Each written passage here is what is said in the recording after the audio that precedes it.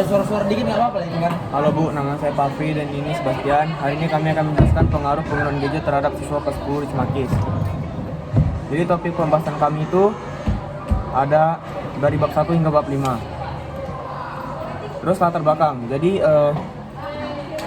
gadget atau dalam bahasa Indonesia gawai adalah suatu teknologi yang memiliki tujuan dan fungsi praktis yang secara spesifik dirancang oleh lebih canggih dibandingkan teknologi yang dirancang sebelumnya.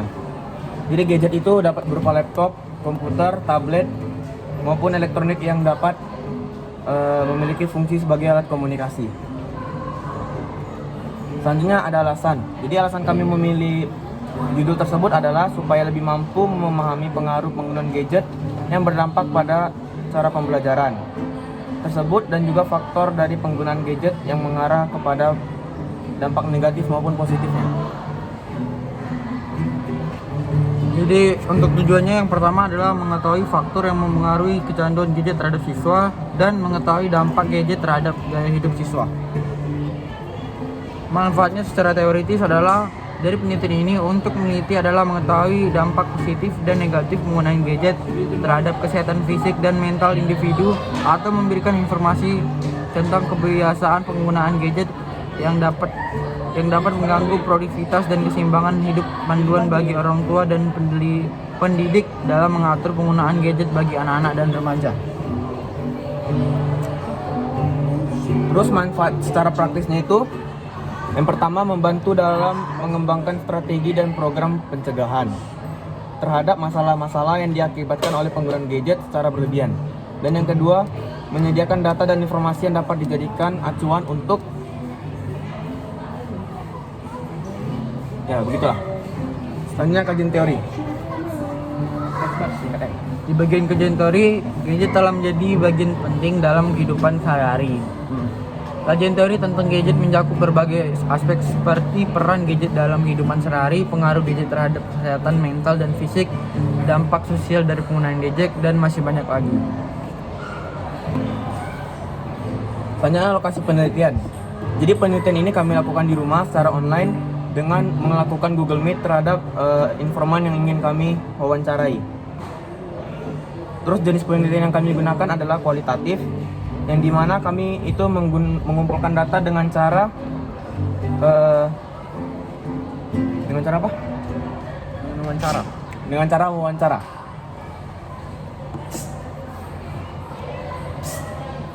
Populasi dilakukan di kelas 10 Semakis dengan populasi sebanyak 38 dan mewawancari siswa sebanyak 7 orang saja. Dan itu sampel yang kami gunakan ialah sampel bertujuan karena penelitian sampel juga dapat membantu peneliti menghemat waktu, tenaga, biaya yang diperlukan untuk mengumpulkan data dari seluruh populasi dengan cukup satu sampel yang bertujuan saja.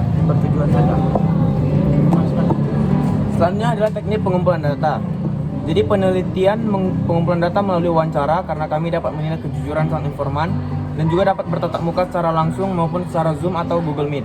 Dan juga wawancara dapat dilakukan secara sekaligus sehingga dapat menghemat waktu dan tidak memakan banyak waktu. Selanjutnya teknik pengumpulan data. Teknik pengumpulan data transkrip menurut Poland tahun 1999 dalam Raihani transkripsi adalah data dikumpulkan dari wawancara ditranskripsikan dalam bahasa Indonesia. Diharapkan bahwa transkripsi dapat dilakukan setelah wawancara selesai. 34 peneliti menilai bahwa proses dari transkripsi adalah kegiatan menyalin rekaman hasil wawancara dengan diketik dan dibuat dengan kalimat yang lebih jelas dan mudah untuk dimengerti.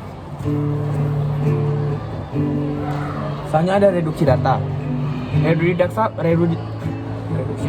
Reduksi data menurut Sugiono, reduksi data adalah merangkum, memilih hal-hal yang pokok, memfokuskan pada hal-hal yang penting yang sesuai dengan topik penelitian, mencari tema dan polanya, pada akhirnya memberikan gambaran yang lebih jelas dan mempermudah untuk melakukan pengumpulan data selanjutnya. Selanjutnya triangulasi. Kemudian Sugiono juga menjelaskan triangulasi teknik dilakukan untuk menguji kredibilitas data yang dilakukan secara mengecek data kepada sumber yang sama dengan teknik yang berbeda. Misalnya data yang diperoleh dengan teknik wawancara lalu cek dengan observasi dan dokumen, begitupun seterusnya. Selanjutnya ada bab 4. Jadi dari bab 4 ini yang pertama itu ada rumusan masalah 1. Jadi rumusan masalah pertamanya itu adalah faktor yang mempengaruhi kecanduan gadget terhadap siswa. Jadi pertanyaannya itu, bagaimana menurut Anda pengaruh yang dapat membuat siswa kecanduan terhadap gadget? Yang kedua, apakah aplikasi seperti sosmed, game, dan sebagainya dapat membuat siswa kecanduan terhadap gadget? Jadi kami menyuruh informan untuk menjelaskan. Yang kedua itu ada rumusan masalah yang kedua. Jadi rumusannya itu adalah dampak gadget terhadap gaya hidup siswa. Jadi pertanyaan yang pertama itu, apakah gadget dapat apakah Anda dapat menyebutkan dampak gadget terhadap gaya hidup? Sorry ya. Yang kedua, Masalah kedua ya? Dampak gadget. Yang pertama, apakah Anda dapat menyebutkan dampak gadget terhadap gaya hidup Anda sebagai siswa maupun positif dan negatifnya? Yang kedua, apakah menurut Anda gadget mengubah gaya hidup siswa? Next. Jadi jawaban nomor pertama itu karena adanya daya tarik. Misalnya game. Jika kita menang terus, otomatis kita pasti ingin main terus. Walaupun kalah, apalagi kita sudah main sama teman-teman, pasti sulit untuk berhenti. Kemudian dari aplikasi media sosial yang mungkin banyak video-video yang menarik sehingga membuat siswa kecanduan untuk menggunakan gadget. Jadi jawaban nomor 2 akan dibacakan oleh Bastian. Untuk jawaban yang nomor 2, mungkin dalam sisi positifnya saya bisa mendapat ilmu selain di sekolah. Kemudian dapat membantu saya dalam mengerjakan tugas sebagai media belajar. Namun sisi negatifnya, mungkin saya lebih malas belajar, malas membaca buku karena gadget ditinggal dicari saja dan lebih menghabiskan waktu pada gadget dibanding di luar rumah. Jadi sebelum kami lanjut ke bab 5, di bab 4 itu kami menggunakan teknik analisis data, yaitu reduksi data. Jadi kami merangkum dari jawaban-jawaban informan, kemudian mencantumkannya dalam jawabannya Dari wawancaranya. Jadi untuk kesimpulan, yang pertama, banyak faktor yang dapat membuat siswa kecanduan terhadap gadget. Misalnya sosmed, game, dan aplikasi lain-lain. Biasa juga karena warna dari layar yang membuat siswa ingin menggunakan gadget terus-menerus. Yang kedua itu, gadget memiliki dampak positif dan negatif. Contohnya mendapat ilmu dalam sisi positif, membantu mengerjakan tugas sekolah dan sebagai alat komunikasi. Sedangkan untuk negatifnya, membuat siswa malas belajar dan kecanduan, serta gadget dapat mengubah gaya hidup siswa.